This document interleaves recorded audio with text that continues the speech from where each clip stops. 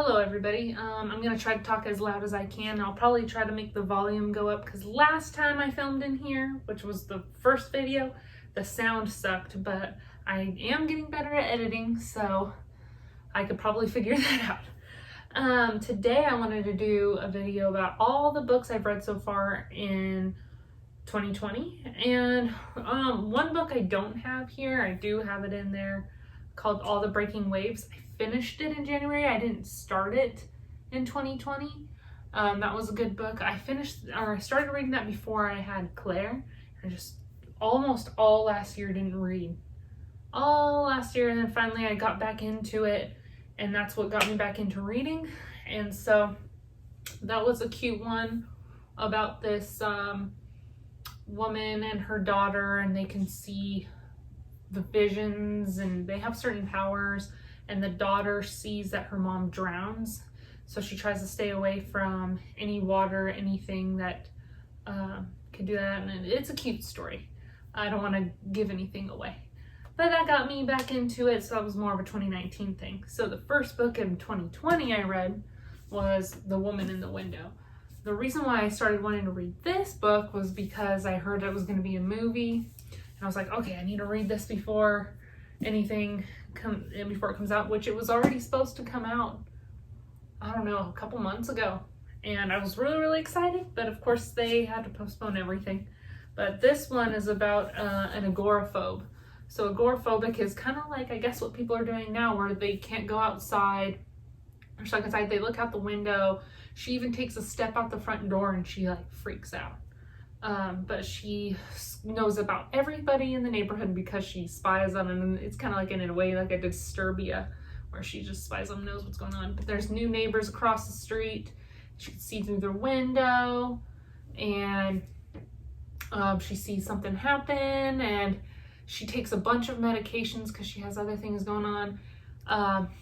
Really good book, good mystery. I'm really excited to see how everything turns out in the movie, because in movies sometimes they change how things go. I really hope they don't change anything, just because this was really good. I really suggest this one. Let's see, where should I put them? Here. The next one is a book by Katherine Schwarzenegger Pratt, and it's called The Gift of Forgiveness. And what she talks about is multiple stories from like real people. So like the first one is, I think it's Elizabeth Smart. Yeah, Elizabeth Smart. Some unknowns that from different countries. Their stories about forgiveness. They went through some hard times. Like I don't remember which one in which country, but they had to hide this lady had to hide in a bathroom with all these other women. I think it was like 10 women in this one bathroom for 9 months. I can't remember how many. Shoot. But she had to hide in a bathroom, and all they had, I think they had a Bible, and she wasn't really religious before. And so with that Bible there, she was starting to get religious because they were stuck there for weeks, months, I can't remember. But it just makes your problems look like nothing, what they had to go through. Yeah, there's the whole Elizabeth Smart. There's a couple of, I cry almost on every one of these stories, but it's like amazing. It just lifts you up when, you know, all these people have gone through way worse things than I have, and they forget people who killed their families, people who've done terrible things to them, forgiving. I can't even explain. There's so many stories in here. Her story, though, she doesn't get into detail about her story really with her friend, of what she had to forgive her friend for, probably because she didn't want to like embarrass her friend or anything. But it's just, I feel like that was like nothing compared to the rest of these people's stories. But highly suggest read, please. The next one, I'm a Bachelor fan. I recently, maybe, what year was this? 2018? 27? I think it was the Ari season was the first season I actually watched full on through. I've seen a little bit of like Rachel's or The Bachelorette, but that's when I really started. My friend Tori, from when I worked at the juvenile facility, She's the one who got me into The Bachelor, and so now I'm obsessed. Anyways, Colton Underwood, he came out with a book about his childhood, his life, and how he got to be where he was, and then his whole like Bachelor experience and relationship and things behind the scenes.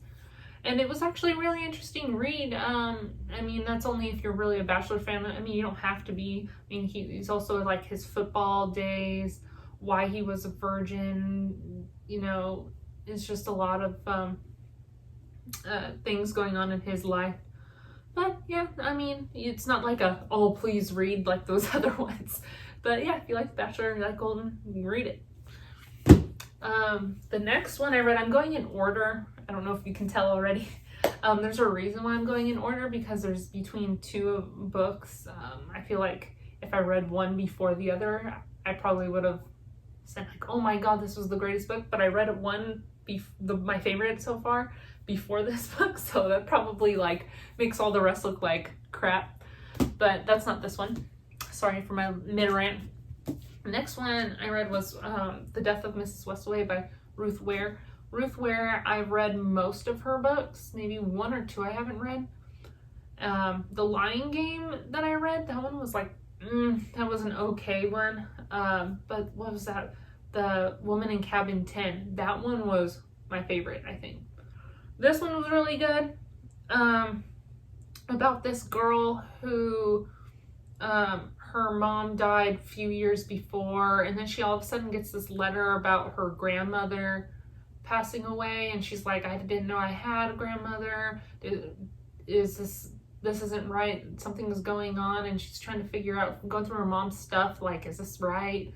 She decides to go because she really needs money, and she needs to get away from these like sharks, where loan sharks. She had to get away from these loan sharks, and so she was like, oh, maybe I can get, if they think I'm this person, I can get some money. And so she goes to the family's house and stays there, and it's just creepy, and all the family members are just rich, crazy people. But eventually you see what goes down. I don't want to ruin anything else. Sometimes when I've watched like some booktubers talk, sometimes I feel like they go way too much, and I'm like, dang, you're almost like ruining the story for me.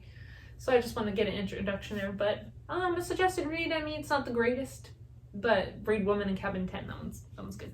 The next one I read, I bought this before I had Claire, or maybe when I had Claire. And I got it at Target, called The Impossible Fortress. It takes place in the 80s, about these teenagers. They're in high school, and one's like really into coding and making video games. And he meets this girl at where her dad works at this, what is it? Like a gas station type thing, like a little store. And they end up, she has these amazing computers, so he's like, oh, we can, and she's into the gaming stuff too, and there's a gaming competition, and so they get into making a video game together. But there's a bunch of stuff that goes on that I never even thought. You read the back of this, but there's a lot of crap going on, and of course a lot of immaturities, but a lot of songs that you recognize when they talk about certain songs. You know, these kids are immature at times, especially his friends, but it gets into some real deep stuff later on, towards the end. So, I mean, it's cute if you're into this type of thing. I wasn't really in the mood for it. I mean, I got through it, but when I think about it compared to some other things, I really liked it. So, if that sounds interesting to you, go ahead and read it. And now, my favorite of everything I've read so far is Where the Crawdads Sing. Highly suggest reading this book. Please read it. About this family at first. They live in this shack. They're very poor, used to only having certain things, and the mom not disappears, she just leaves. It's like she's had it. She can't stay with the husband anymore. She can't live in that same thing. She gets her bags packed and leaves. And the girl says that, the one who is narrating, basically, the main character, she's a little girl at the time, she says usually when her mom would leave, she would come back like a couple days later. Never came back, weeks later, and her siblings slowly keep going, the sisters.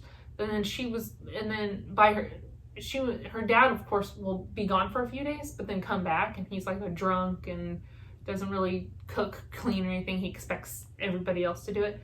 And so his, the last sibling to leave is like a year or two older than her, and she was only like 6, I think, at the time, and he leaves her. So there she is stuck with her dad, and she goes into town to try and get food, tries to cook it. She only knows how to cook grits. You know, she's having to clean up after her dad. She never goes to school. You know, she basically had to grow up real quick, but it goes back and forth because it shows up there's like a murder that happens. Like someone died in the future, and then it goes back into the, what was it, 50s, 60s, and keeps going as she gets older, shows her storyline, and then to the murder part.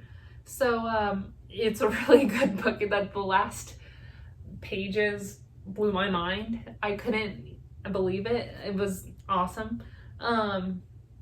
Highly suggest reading it. Very emotional. There's, you know, love story, but this poor girl goes through so much. It's awesome. Highly suggest reading. Favorite book of the year so far. Who knows what's gonna happen.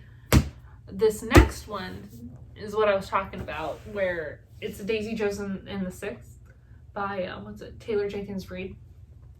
And this one, it's kind of like written as if it's like a documentary, like you're watching a rock star documentary. It takes place, I think, 60s, 70s rock band. And I feel like if I read this before Where the Crawdads Sing, I would have been like, oh my god, this is such a great book, and then gone to the Crawdads Sing and thought it was even better. But I read that one first, and then this one looked, when I read it, yeah, it was good. It's just Crawdads blew my mind, and this just seems so mediocre in comparison. But I really do suggest reading this if you're into the whole rock and roll scene, teenagers into their 20s and stuff, the party, the mental health that they had to deal with. It's really cool. It's basically like they're being interviewed, talking about their past to now. It's really cool. Suggest reading it. The next one is Normal People by, what's her name? Normal People by Sally Rooney. I watched the Hulu series of it, and I was like, oh, I gotta read this. And I actually really like the Hulu series compared to the book a lot better. I'm wondering if it would be different if I read this first and then saw it. But I feel like seeing the emotions, seeing it in their eyes, seeing the actual physical intensity that is between these two main characters, I just feel like it was a lot better, because in here, because the way she writes is kind of weird. There's no like quotation marks. You kind of get confused on who's talking. But otherwise, it's a really good book. It's like really gets into like the psychology aspect of their minds, really into the mental health. She's really good at writing that, because there's a book later that I read by her that's in that too. But I suggest watching the show more than reading it, but if you want to read it, go ahead. The next book is like completely opposite. That it's called The First Phone Call from Heaven by Mitch Albom, I think is how you say it. I have this on my shelf. I don't know who gave it to me. I don't remember buying it, but I was like, I should read this. I told my mom about it, and mom was like, you should read it, because she read it before. And man, it was actually really good. I was very surprised on how it was, and the ending is kind of like open-ended in a way where you don't really know the truth for sure. You can make up your own mind. But yeah, you'll see if you haven't read this, but it's good. Suggested if you're into the whole type of thing. You know, these people in this one town just start getting phone calls from loved ones they've lost, and they know secret things about them, and it's like, how do you know this has to be them? And they would get it on a certain time on a certain day every week. And so then, you know, one character's trying to figure out if it's a hoax, trying to get down to the bottom of it, or if this is real. So yeah, read that one. And now this one kind of reminded me of Where the Crawdads Sing in a way, just because of the nature of it. Because there's a lot of nature in that Where the Crawdads Sing. This one there is too. eventually kind of not as much. It's called The Scent Keeper by Erica Baumeister. It's a heavy book. It's not even that many pages. I don't know what they used here, but it's the heaviest book of everything that I have here. And yeah, I don't understand how it's so heavy. What kind of weighted paper did they use?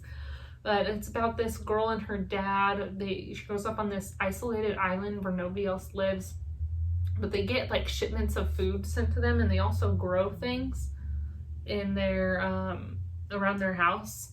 And so they go and hunt, and they go and they have plants.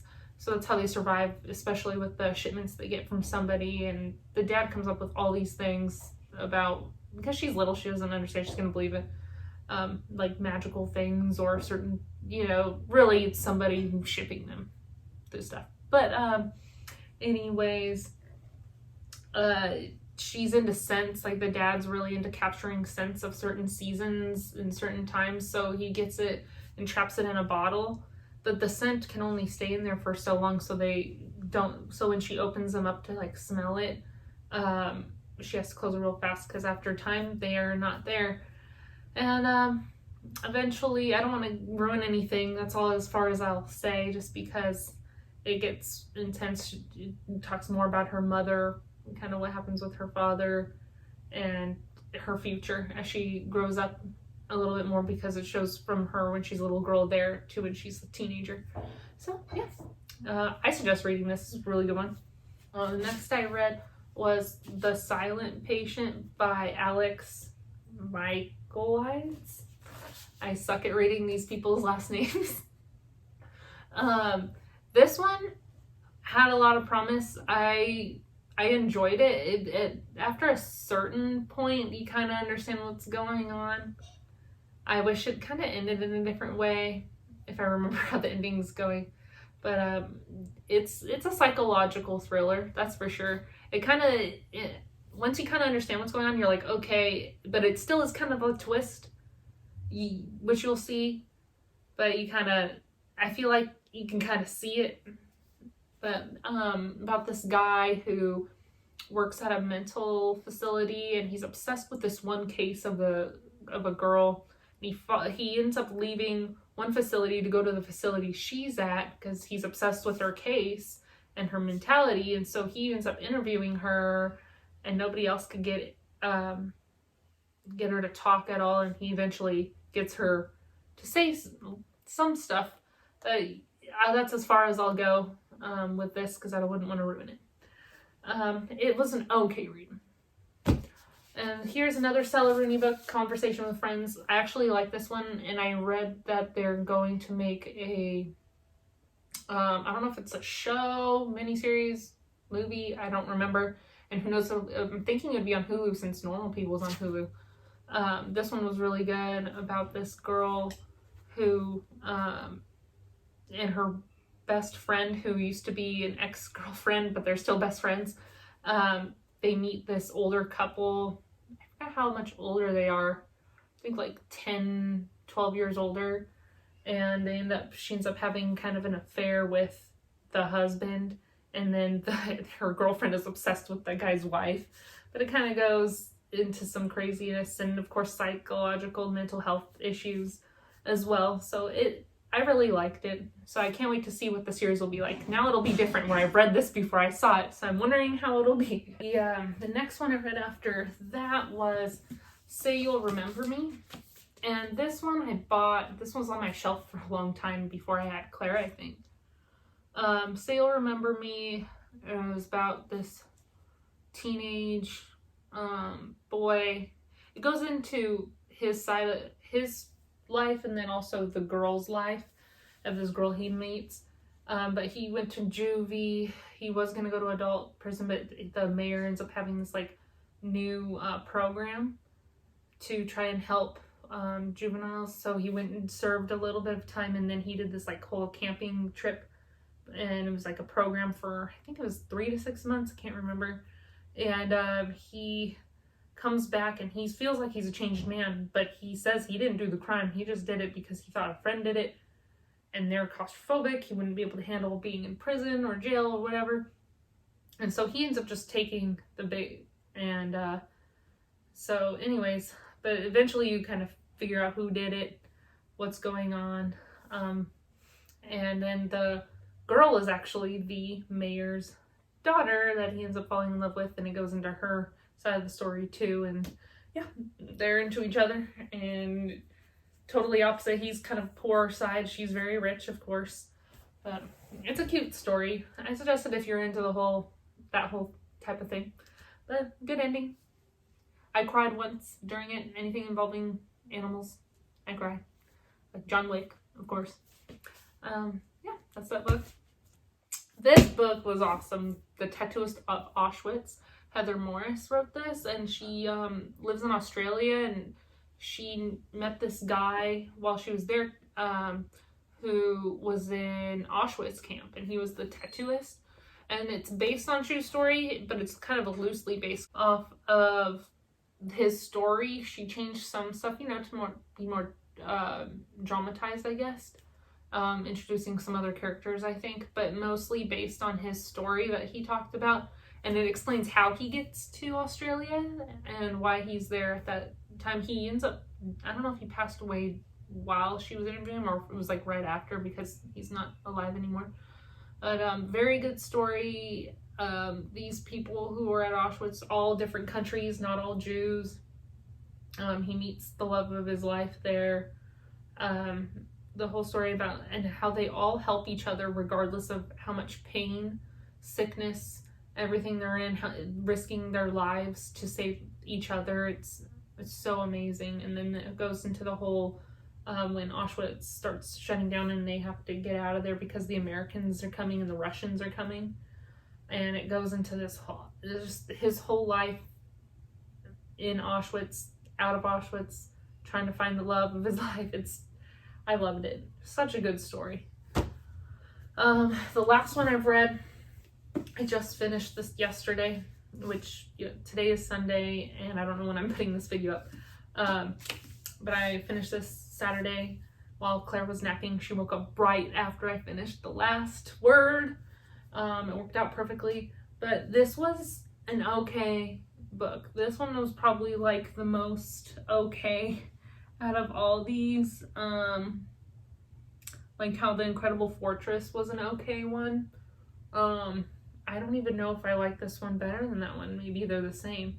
I just had so much promise and it just didn't fully commit to me. I feel like they could have made a better ending. They could have, because they've used so much detail into everybody's character. Everybody's, I don't even know how to explain this, but it is about this bride and groom, rich, famous people getting married on a isolated island. It's known for having ghosts and for having people who have died there a long time ago. And I think it's on the coast of Ireland or something. And they're the first to have a wedding there. And the this couple who lives there, who's a chef and a wedding planner, it's their first wedding there. And so they wanted, since the bride works in a magazine, they wanted to use her for advertisement since they were the first ones to have a wedding there. But it's like creepy, gloomy, and people all show up for this wedding, and it goes into detail of each character. Not all characters, but like best man, and then the girl has a best man, and then his wife, and then there's the sister, and they all have a motive to kill somebody. I'm not even gonna say who, because that would ruin it. They all have a motive, and then it shows who dies, who actually killed, and it's just, it kind of ends abruptly, and you're like, I kind of want to know what happens to these other characters. It was very okay. With it being a Reese book club pick, I feel like this was terrible. Like, I don't understand why. Not terrible. I don't want to say that. I mean, it held my interest. I just wish the ending was better. Come on, Reese. But maybe she really liked it. Maybe it was her cup of tea. But yeah, that's what I've read so far. What is that? That's 15 books, actually, that I've read this year. So that's basically 2 books a month so far. Even though I didn't start reading until, what was it? March? February, March time? But still on average, I want to say it's like 2 point something when I calculated it. And the next book I'm reading, because I'm not reading anything right now, I usually start like right away on the next book, but Midnight Sun is coming out on Tuesday. I'm hoping that it comes in before Claire's nap so I can start reading it. And that one's like a 600 and something page book, so that one's gonna take a while. I usually read a book within a week or two. This one will probably be 2. I'll probably get really into it and be like, Matt, you can go play games or work on something, and I'm reading this. But yeah, so, and then I have a bunch of books that are to be read, which I'll probably do a separate video on, and I'm excited to read those, but the most excited for Midnight Sun. And thank you guys for watching. I hope that you guys get interested in something I've read, but really highly suggest Where the Crawdads Sing, The Scent Keeper, and Daisy Jones and the Six. Those would probably be the top 3, maybe, depending on your cup of tea.